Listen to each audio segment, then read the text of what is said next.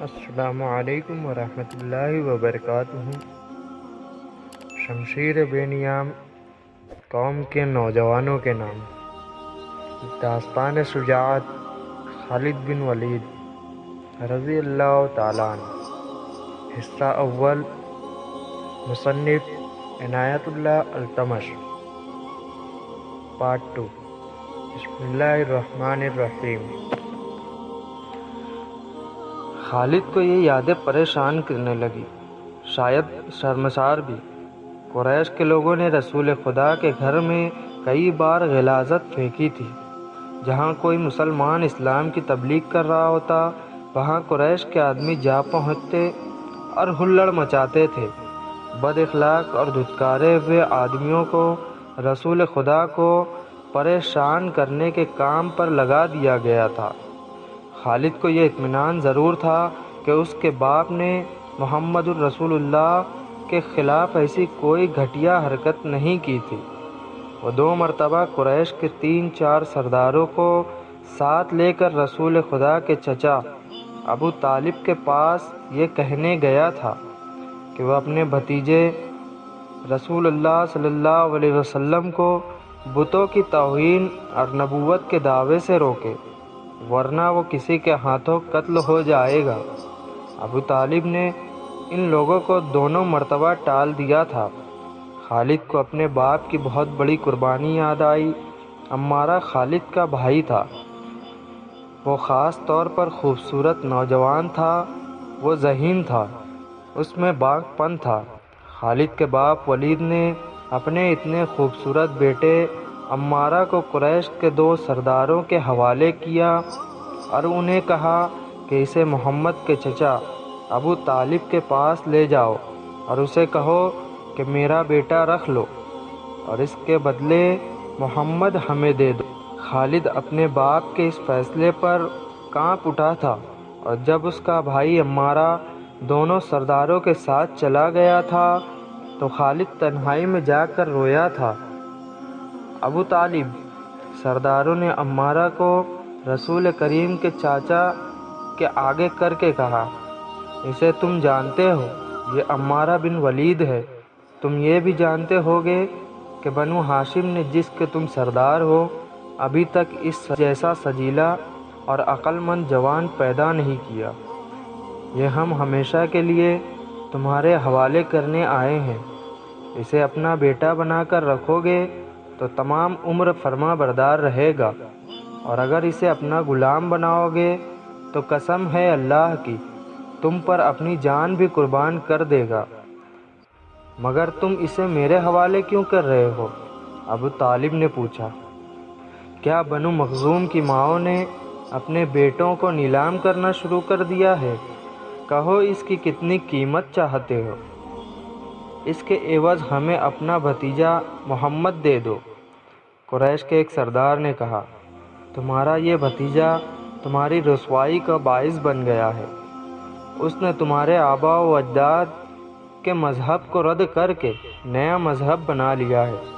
کیا تم دیکھ نہیں رہے کہ اس نے قبیلے میں آدمی کو آدمی کا دشمن بنا دیا ہے؟ تم میرے بھتیجے کو لے جا کر کیا کرو گے؟ قتل۔ قریش کے دوسرے سردار نے جواب دیا، ہم محمد کو قتل کریں گے۔ یہ بے انصافی نہیں ہوگی۔ تم دیکھ رہے ہو کہ ہم تمہارے بھتیجے کے بدلے تمہیں اپنا بیٹا دے رہے ہیں۔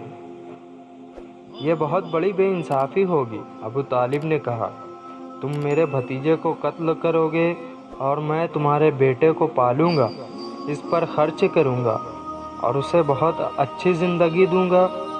تم میرے پاس کیسا انصاف لے کر آئے ہو؟ میں تمہیں عزت کے ساتھ رخصت کرتا ہوں۔ خالد نے جب اپنے بھائی کو اپنے سرداروں کے ساتھ واپس آتے دیکھا اور سرداروں سے سنا کہ ابو طالب نے یہ سودا قبول نہیں کیا تو خالد کو دلی مسرت ہوئی تھی۔ محمد کا تم نے کیا بگاڑ لیا تھا ابو سلیمان؟ خالد کی ذات سے ایک سوال اٹھا۔ اس نے خیالوں ہی خیالوں میں سر ہلایا اور دل ہی دل میں کہا، کچھ نہیں۔ بے شک محمد کا جسم طاقتور ہے، لیکن رکانہ بن عبد عزیز جیسے پہلوان کو اٹھا کر پٹکنے کے لیے صرف جسمانی طاقت کافی نہیں۔ رکانہ بن عبد عزیز رسول اکرم کا چچا تھا جس نے اسلام قبول نہیں کیا تھا۔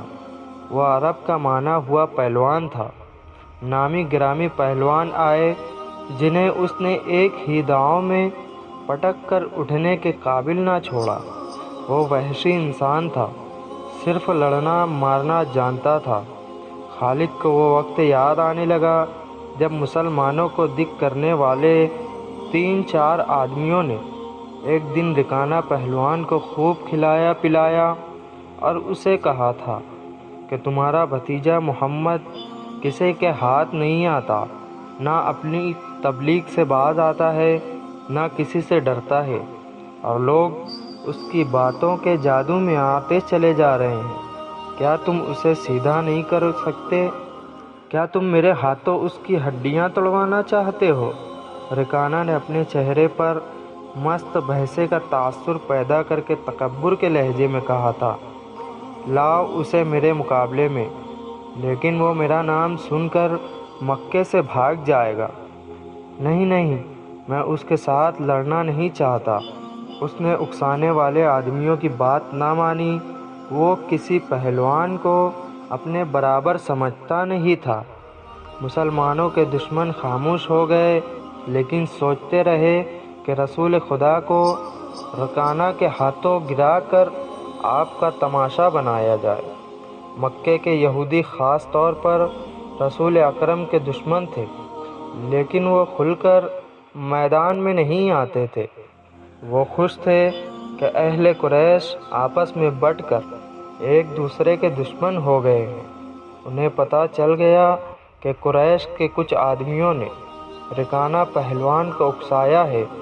وہ رسول اللہ صلی اللہ علیہ وسلم کو کشتی کے لیے للکارے، لیکن وہ نہیں مان رہا۔ ایک روز رکانہ رات کے وقت ایک گلی سے گزر رہا تھا۔ اس کے قریب سے ایک بڑی حسین اور جوان لڑکی گزری۔ چاندنی رات میں لڑکی نے رکانہ کو پہچان لیا اور مسکرائی۔ رکانہ وحشی تھا، وہ رک گیا اور لڑکی کا راستہ روک لیا۔ کیا تم جانتی ہو کہ عورت مرد کی طرف دیکھ کر مسکراتی ہے تو اس کا کیا مطلب ہوتا ہے؟ رکانہ پہلوان نے پوچھا، کون ہو تم؟ اس کا مطلب یہ ہوتا ہے کہ عورت اس مرد کو چاہتی ہے، جوان لڑکی نے جواب دیا۔ میں سبط بنت ارمن ہوں۔ اوہ، ارمن یہودی کی بیٹی، رکانہ نے کہا، اور لڑکی کے کندھوں پر ہاتھ رکھ کر اور اسے اپنے قریب کر کے بولا، کیا میرا جسم تجھے اتنا اچھا لگتا ہے؟ اور کیا تمہاری طاقت نے مجھے مایوس کر دیا ہے؟ سبط نے پیچھے ہٹتے ہوئے کہا، تم اپنے بھتیجے محمد سے ڈرتے ہو؟ کون کہتا ہے؟ رکانہ نے گرج کر پوچھا۔ سب کہتے ہیں، سبط نے کہا۔ پہلے محمد کو گراؤ، میں اپنا جسم تمہیں انعام میں دوں گی۔ اللہ کے بیٹوں اور بیٹیوں کی قسم، تیری بات پوری کر کے تیرے سامنے آؤں گا۔ رکانہ نے کہا، لیکن تو نے غلط سنا ہے کہ محمد سے ڈرتا ہوں۔ بات یہ ہے کہ میں اپنے سے کمزور کے ساتھ لڑنا اپنی توہین سمجھتا ہوں، لیکن تیری بات پوری کروں گا۔ مشہور مورخ ابن حشام نے لکھا ہے کہ رسول کریم نے خود رکانہ پہلوان کو کشتی کے لیے للکارا تھا، لیکن دوسرے مورخ ابن الاسیر نے جو شہادت پیش کی ہے وہ صحیح ہے کہ رکانہ نے رسول خدا صلی اللہ علیہ وسلم کو کشتی کے لیے للکارا اور اس نے کہا تھا، میرے بھائی کے بیٹے، تم بڑے دل اور بڑی جرأت والے آدمی ہو۔ میں یہ بھی جانتا ہوں کہ تم جھوٹ بولنے سے نفرت کرتے ہو، لیکن مرد کی جرأت اور صداقت کا پتہ اکھاڑے میں چلتا ہے۔ آؤ میرے مقابلے میں اکھاڑے میں اترو۔ اگر مجھے گرا لو تو میں تمہیں اللہ کا بھیجا ہوا نبی مان لوں گا، اللہ کی قسم تمہارا مذہب قبول کر لوں گا۔ لیکن یہ ایک بھتیجے اور چچا کی کشتی نہیں ہوگی، رسول خدا نے رکانہ کی للکار کے جواب میں کہا، یہ ایک بت پرست اور سچے دین کے ایک پیغمبر کی لڑائی ہوگی۔ تو ہار گیا تو اپنا وعدہ نہ بھول جانا۔ مکہ میں یہ خبر صحرا کی آندھی کی طرح پھیل گئی کہ رکانہ پہلوان اور محمد کی کشتی ہوگی۔ جو ہار جائے گا وہ جیتنے والے کا مذہب قبول کر لے گا۔ قریش کا بچہ بچہ، مرد و زن اور یہودی ہجوم کر کے آ گئے۔ مسلمانوں کی تعداد بہت تھوڑی تھی۔ وہ تلواروں اور برچھیوں سے مسلح ہو کر آئے، کیونکہ انہیں خطرہ محسوس ہو رہا تھا کہ قریش کشتی کو بہانہ بنا کر رسول خدا کو قتل کر دیں گے۔ عرب کا سب سے زیادہ طاقتور اور وحشی پہلوان رکانہ بن عبد عزیز رسول کریم کے مقابلے میں اترا۔ اس نے رسول اللہ پر طنزیہ نگاہ ڈالی اور آپ پر پھبتی کسی۔ آپ مکمل خاموشی اور اطمینان سے رکانہ کی آنکھوں میں آنکھیں ڈال کر دیکھتے رہے کہ وہ بے خبری میں کوئی داؤ نہ کھیل جائے۔ رکانہ آپ صلی اللہ علیہ وسلم کے ارد گرد یوں گھوما جیسے شیر اپنے شکار کے ارد گرد گھوم گیا ہو اور اب اسے کھا جائے گا۔ ہجوم رسول اللہ صلی اللہ علیہ وسلم کا مذاق اڑا رہا تھا۔ مسلمان خاموش تھے۔ وہ دل ہی دل میں اللہ کو یاد کر رہے تھے۔ انہوں نے اپنی تلواروں کے دستوں پر ہاتھ رکھے ہوئے تھے۔ پھر نہ جانے کیا ہوا، رسول اکرم صلی اللہ علیہ وسلم نے کیا داؤ کھیلا۔ ابن الاسیر لکھتا ہے کہ آپ صلی اللہ علیہ وسلم نے رکانہ کو اٹھا کر زمین پر پٹک دیا۔ رکانہ زخمی شیر کی طرح اٹھا اور گرا کر آپ پر حملہ آور ہوا۔ آپ صلی اللہ علیہ وسلم نے پھر وہی داؤ کھیلا اور اسے پٹک دیا۔ وہ اٹھا تو آپ صلی اللہ علیہ وسلم نے اسے تیسری بار پٹکا۔ بھاری بھرکم جسم 3 بار پٹکا گیا تو کشتی جاری رکھنے کے قابل نہ رہا۔ رکانہ سر جھکا کر اکھاڑے سے نکل گیا۔ ہجوم پر سناٹا طاری ہو گیا۔ اب مسلمان ننگی تلواریں اور برچھیاں ہوا میں لہرا لہرا اور اچھال اچھال کر نعرے لگا رہے تھے۔ چچا رکانہ، رسول اللہ صلی اللہ علیہ وسلم نے للکار کر کہا، اپنا وعدہ پورا کر اور یہی اعلان کر کہ آج سے تو مسلمان ہے۔ لیکن رکانہ نے قبول اسلام سے صاف انکار کر دیا۔ یہ طاقت جسمانی نہیں تھی۔ خالد نے نخلستان میں لیٹے لیٹے اپنے آپ سے کہا، رکانہ کو یوں 3 بار پٹکنا تو دور کی بات ہے، اسے کوئی پچھاڑ بھی نہیں سکا تھا۔ رسول اکرم صلی اللہ علیہ وسلم کا تصور خالد کے ذہن میں نکھر آیا۔ وہ آپ کو اچھی طرح جانتا تھا، لیکن اب وہ محسوس کر رہا تھا جیسے وہ محمد کوئی اور تھے جنہیں وہ بچپن سے جانتا تھا۔ اس کے بعد آپ نے جو روپ اختیار کیا تھا، اس میں خالد آپ صلی اللہ علیہ وسلم کو نہیں پہچانتا تھا۔ نبوت کے دعوے کے بعد خالد کی آپ صلی اللہ علیہ وسلم کے ساتھ بول چال بند ہو گئی تھی۔ وہ آپ کے ساتھ 2 ہاتھ کرنا چاہتا تھا، لیکن وہ رکانہ کی طرح پہلوان نہیں تھا۔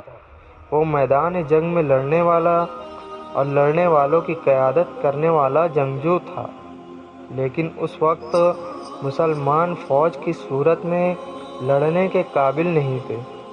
جب مسلمان فوج کی صورت میں لڑنے کے قابل ہوئے اور قریش کے ساتھ ان کا پہلا معرکہ ہوا، اس وقت خالد کے لیے ایسے حالات پیدا ہو گئے تھے کہ وہ اس معرکے میں شامل نہیں ہو سکا تھا۔ اسے بہت افسوس تھا۔ یہ معرکہ بدر کا تھا، جس میں 313 مجاہدین اسلام نے 1000 قریش کو شکست دی تھی۔ خالد دانت پیستا رہ گیا تھا، لیکن اس روز جب وہ ایک نخلستان میں لیٹا ہوا تھا، اسے خیال آیا کہ 313 نے 1000 کو کس طرح شکست دے دی تھی۔ اس نے شکست کھا کر آنے والے قریش سے پوچھا تھا کہ مسلمانوں میں وہ کون سی خوبی تھی جس نے انہیں فتح یاب کیا تھا۔ خالد اٹھ بیٹھا اور انگلی سے ریت پر بدر کے میدان کے خد و خال بنا کر قریش اور مسلمانوں کی پوزیشنیں اور مورکے کے دوران دونوں کی چالوں کی لکیریں بنانے لگا۔ باپ نے اسے فن حرب ضرب کا ماہر بنا دیا تھا۔ بچپن میں اسے گھڑ سواری سکھائی، لڑکپن میں اسے اکھاڑا اور منہ زور گھوڑوں کو قابو میں لانے کے قابل بنایا۔ نوجوانی میں وہ شہ سوار بن چکا تھا۔ شتر سواری میں بھی وہ ماہر تھا۔ اس کا باپ ہی اس کا استاد تھا۔ اس نے خالد کو صرف سپاہی نہیں بلکہ سالار بنایا تھا۔ خالد کو جنگ و جدل اتنی اچھی لگی کہ وہ لڑنے اور لڑانے کے طریقوں پر غور کرنے لگا اور جوانی میں فوج کی قیادت کے قابل ہو گیا تھا۔ اسے بدر کی لڑائی میں شامل نہ ہو سکنے کا افسوس تھا اور وہ انتقام کے طریقے سوچتا رہتا تھا۔ اس سوچ میں کھو گیا تھا کہ رسول اکرم نے رکانہ پہلوان کو 3 بار پٹکا تھا اور بدر میں آپ صلی اللہ علیہ وسلم نے محض 313 مجاہدین سے 1000 کو شکست دی۔ یہ کوئی اور ہی قوت تھی، لیکن بدر کے مورکے کے بعد اس کے دل میں مسلمانوں کے خلاف انتقام کی آگ سلگ رہی تھی۔ مسلمان مورکہ بدر میں قریش کے بہت سے آدمیوں کو قیدی بنا کر لے گئے تھے۔ قریش کے سرداروں کے لیے تو یہ صدمہ تھا ہی، اس کا بہت برا اثر خالد نے قبول کیا تھا۔ اسے یاد تھا کہ جب بدر کا مورکہ لڑا جا رہا تھا تو مکہ میں کوئی خبر نہیں پہنچ رہی تھی کہ مورکے کا کیا انجام ہوا۔ مکہ کے لوگ بدر کی سمت دیکھتے رہتے تھے کہ ادھر سے کوئی سوار دوڑا آئے گا اور فتح کی خبر سنائے گا۔ آخر ایک روز ایک شتر سوار آتا نظر آیا۔ لوگ اس کی طرف دوڑ پڑے۔ سوار نے عرب کے رواج کے مطابق اپنا کرتا پھاڑ دیا تھا اور وہ روتا آ رہا تھا۔ بری خبر لانے والے قاصد ایسے ہی کیا کرتے تھے۔ وہ جب لوگوں کے درمیان پہنچا تو اس نے روتے ہوئے بتایا کہ اہل قریش کو بہت بری شکست ہوئی ہے۔ جن کے عزیز رشتہ دار لڑنے گئے تھے وہ ایک دوسرے سے آگے بڑھ کر ان کے متعلق پوچھتے تھے کہ وہ زندہ ہیں، زخمی ہیں یا مارے گئے ہیں۔ شکست خوردہ قریش پیچھے آ رہے تھے۔ مارے جانے والوں میں 17 افراد خالد کے قبیلے بنو مخزوم کے تھے اور ان سب کے ساتھ خالد کا خون کا بڑا قریبی رشتہ تھا۔ ابو جہل بھی مارا گیا تھا۔ خالد کا بھائی جس کا نام ولید تھا جنگی قیدی ہو گیا تھا۔ ابو سفیان جو قریش کے سرداروں کا سردار تھا، اس کی بیوی ہند بھی موجود تھے۔ کچھ میرے باپ اور میرے چچا کے متعلق بتا اے قاصد، ہند نے پوچھا۔ تمہارا باپ عتبہ علی رضی اللہ تعالیٰ عنہ اور حمزہ کے ہاتھوں مارا گیا ہے، قاصد نے کہا، اور تمہارے چچا شیبہ کو اکیلے حمزہ نے قتل کیا ہے اور تمہارا بیٹا حنظلہ علی کے ہاتھوں مارا گیا ہے۔ ابو سفیان کی بیوی ہند نے پہلے تو علی اور حمزہ کو بلند آواز سے گالیاں دی، پھر بولی، اللہ کی قسم میں اپنے باپ، اپنے چچا اور اپنے بیٹے کے خون کا بدلہ لوں گی۔ ابو سفیان پر خاموشی طاری تھی۔ خالد کا خون کھول رہا تھا۔ قریش کے 70 آدمی مارے گئے اور جو جنگی قیدی ہوئے ان کی تعداد بھی اتنی ہی تھی۔ خالد اٹھا، دری جھاڑ کر لپیٹی اور گھوڑے کی زین کے ساتھ باندھ کر سوار ہوا اور مدینہ کی سمت چل پڑا۔ اس نے ذہن کو یادوں سے خالی کر دینا چاہا، لیکن اس کا ذہن مدینہ پہنچ جاتا جہاں رسول اللہ صلی اللہ علیہ وسلم تھے اور جو تبلیغ اسلام کا مرکز بن گیا تھا۔ آپ کا خیال آتے ہی اس کا ذہن پیچھے چلا جاتا اور اسے وہ منظر دکھاتا جن کے خالق حضرت صلی اللہ علیہ وسلم تھے۔ اس کے ذہن میں ہند کے الفاظ یاد آئے جو اس نے اپنے خاوند ابو سفیان سے کہے تھے، میں اپنے باپ اور چچا کو بھول سکتی ہوں۔ ہند نے کہا تھا، کیا میں اپنے لخت جگر حنظلہ کو بھی بھول جاؤں؟ ماں اپنے بیٹے کو کیسے بھول سکتی ہے؟ اللہ کی قسم، میں محمد کو اپنے بیٹے کا خون معاف نہیں کروں گی۔ یہ لڑائی محمد نے کرائی ہے، میں حمزہ اور علی کو بخشوں گی نہیں۔ وہ میرے باپ، میرے چچا اور میرے بیٹے کے قاتل ہیں۔ میرے خون کو صرف میرے بیٹے کا قتل گرما رہا ہے۔ ابو سفیان نے کہا تھا، مجھ پر اپنے بیٹے کے خون کا انتقام فرض ہو گیا ہے۔ میں سب سے پہلے یہ کام کروں گا کہ محمد کے خلاف زبردست فوج تیار کر کے اسے آئندہ لڑنے کے قابل نہیں چھوڑوں گا۔ مشہور مورخ اور وقائع نگار واقدی لکھتا ہے کہ اگلے ہی روز ابی سفیان نے تمام سرداروں کو بلایا۔ ان میں زیادہ تعداد ان سرداروں کی تھی جو کسی نہ کسی وجہ سے جنگ بدر میں شریک نہیں ہو سکے تھے، اور ان میں سے ہر ایک کا کوئی نہ کوئی عزیز اس جنگ میں مارا گیا تھا۔ سب انتقام کا ارادہ لے کر اکٹھا ہوئے۔ کیا مجھے زیادہ باتیں کرنے کی ضرورت ہے؟ ابو سفیان نے کہا، میرا اپنا جوان بیٹا مارا گیا، اگر میں انتقام نہیں لیتا تو مجھے جینے کا کوئی حق نہیں۔ سب ایک ہی بار بولنے لگے۔ وہ اس پر متفق تھے کہ مسلمانوں سے بدر کی شکست کا انتقام لیا جائے، لیکن آپ میں سے اب کوئی بھی اپنے گھر میں نہ بیٹھا رہے۔ خالد نے کہا، بدر میں ہم صرف اس لیے ذلت میں گرے کہ سردار گھروں میں بیٹھے رہے اور ان لوگوں کو لڑنے کے لیے بھیج دیا جو قریش کی عظمت کو نہیں سمجھتے تھے۔ کیا میرے باپ کو بھی قریش کی عظمت کا خیال نہ تھا؟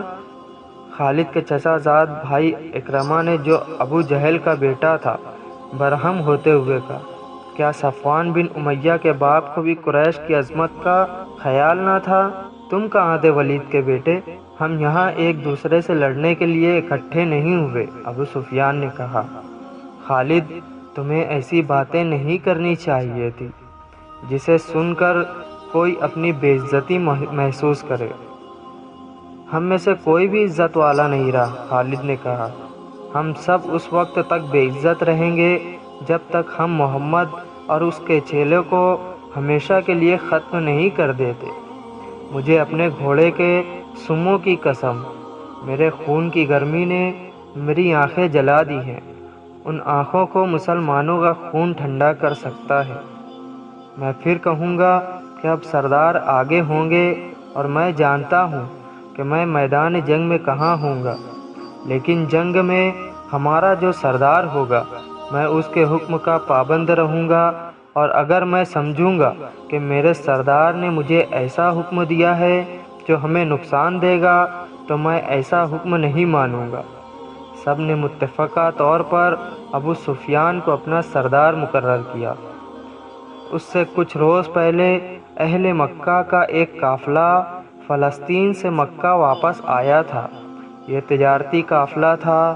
مکہ کے باشندوں، خصوصاً قریش کے ہر خاندان نے اس تجارت میں حصہ ڈالا تھا۔ اس قافلے میں کم و بیش 1000 اونٹ تھے۔ جو مال گیا تھا اس کی مالیت 50,000 دینار تھی۔ قافلے کا سردار ابو سفیان تھا جس نے 50,000 پر 50,000 دینار منافع کمایا تھا۔ قافلے کی واپسی کا راستہ مدینے کے قریب سے گزرتا تھا۔ مسلمانوں کو پتہ چل گیا۔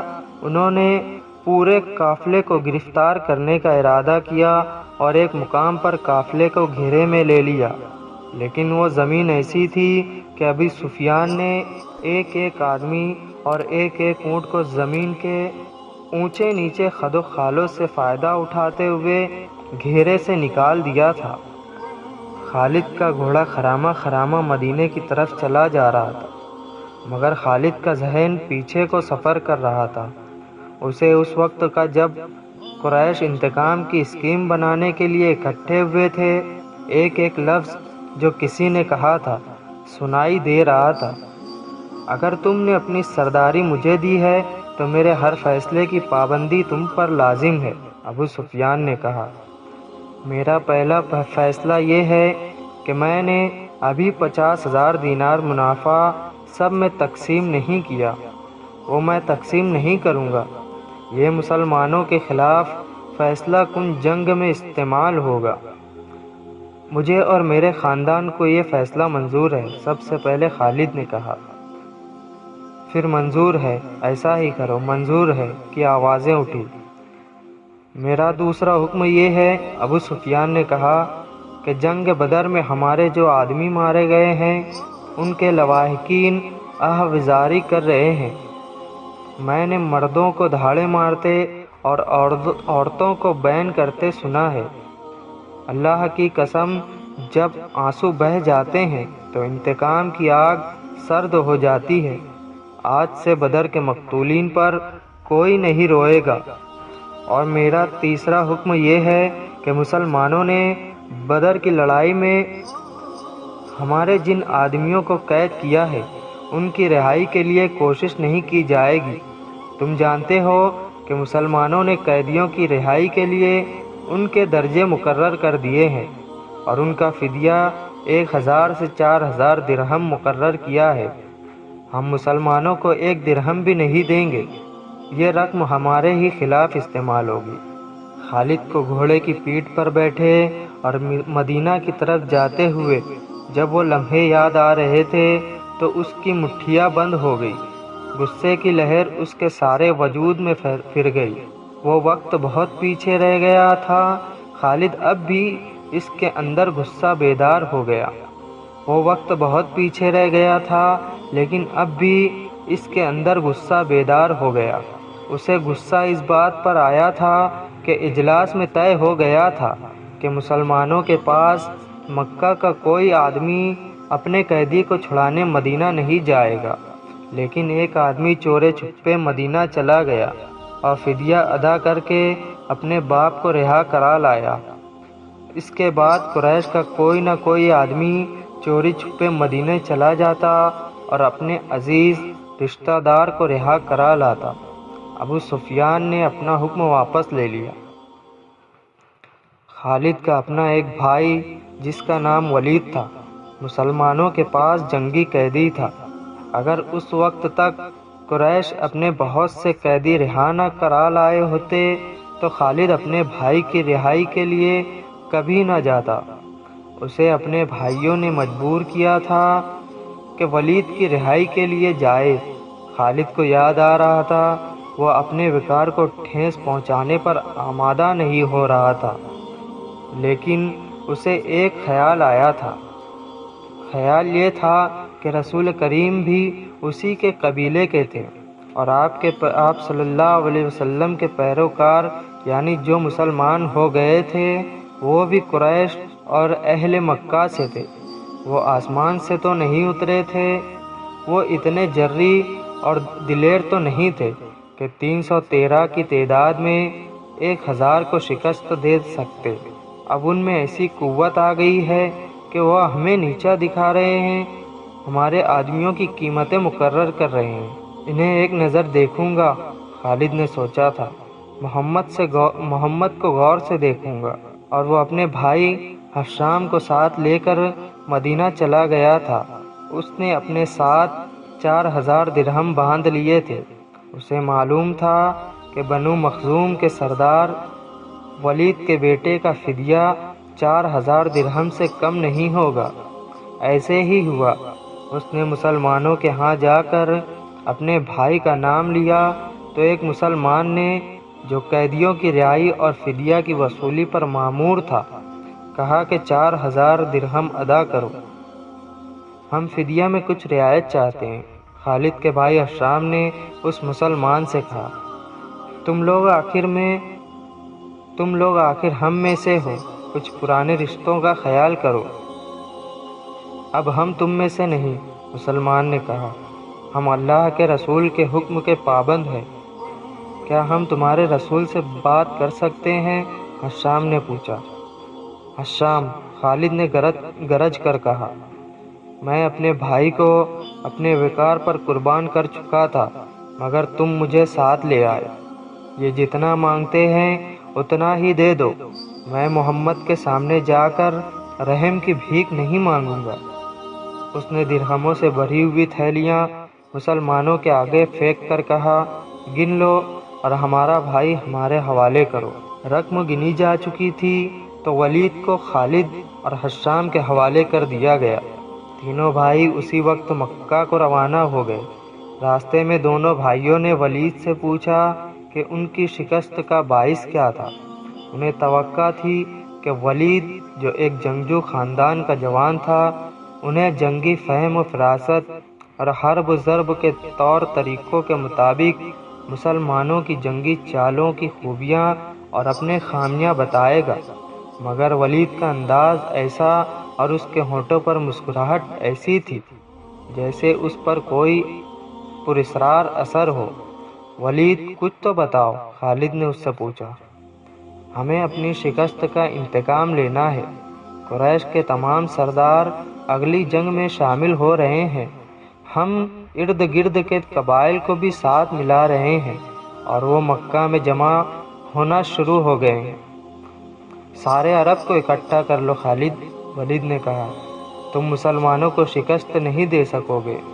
میں نہیں بتا سکتا کہ محمد کے ہاتھ میں کوئی جادو ہے یا ان کا نیا عقیدہ سچا، یا کیا بات ہے کہ میں ان کا قیدی ہوتے ہوئے بھی انہیں ناپسند نہیں کیا۔ پھر تم اپنے قبیلے کے غدار ہو، حشام نے کہا۔ غدار ہو یا تم پر ان کا جادو اثر کر گیا ہے۔ وہ یہودی پیشوا ٹھیک کہتا تھا کہ محمد کے پاس کوئی نیا عقیدہ اور نیا مذہب نہیں، اس کے ہاتھ میں کوئی جادو آ گیا ہے۔ جادو ہی تھا، ورنہ بدر میں قریش شکست کھانے والے نہیں تھے، خالد نے کہا۔ ولید جیسے ان کی باتیں سن ہی نہیں رہا تھا۔ اس کے ہونٹوں پر تبسم تھا اور وہ مڑ مڑ کر مدینہ کی طرف دیکھتا تھا۔ مدینہ سے کچھ دور ذی الحلیفہ نامی ایک جگہ ہوا کرتی تھی۔ تینوں بھائی وہاں پہنچے تو رات گہری ہو چکی تھی۔ رات گزارنے کے لیے وہ وہیں رک گئے۔ صبح کھلی تو ولید غائب تھا، اس کا گھوڑا بھی وہاں نہیں تھا۔ خالد اور حشام سوچ سوچ کر اس نتیجے پر پہنچے کہ ولید واپس مدینہ چلا گیا ہے۔ انہوں نے دیکھا تھا کہ اس پر کوئی اثر تھا، یہ مسلمانوں کا ہی ہو سکتا تھا۔ دونوں بھائی مکہ آ گئے۔ چند دنوں بعد انہیں مدینہ سے ولید کا زبانی پیغام ملا کہ اس نے محمد کو خدا کا سچا رسول تسلیم کر لیا ہے، اور وہ آپ صلی اللہ علیہ وسلم کی شخصیت اور باتوں سے اتنا متاثر ہوا ہے کہ اس نے اسلام قبول کر لیا ہے۔ مورخین لکھتے ہیں کہ ولید بن ولید رسول اکرم کے منظور نظر رہے، اور انہوں نے مذہب میں بھی اور کفار کے ساتھ معرکہ آرائی میں بھی نام پیدا کیا۔ اگر آپ کو ہماری یہ ویڈیو اچھی لگی ہو تو کمنٹ کر کے ضرور بتائیں، لائک کریں، شیئر کریں اور سبسکرائب کرنا نہ بھولیں، اور بیل آئیکن کو دبائیں تاکہ آنے والی تمام ویڈیوز آپ کو وقت سے پہلے ملتی رہے۔ اور اس ویڈیو میں جو بھی غلطی ہوئی ہو ہمیں کمنٹ کر کے ضرور بتائیں تاکہ ہم آنے والی ویڈیوز میں اس کو کریکٹ کریں۔ السلام علیکم ورحمۃ اللہ وبرکاتہ۔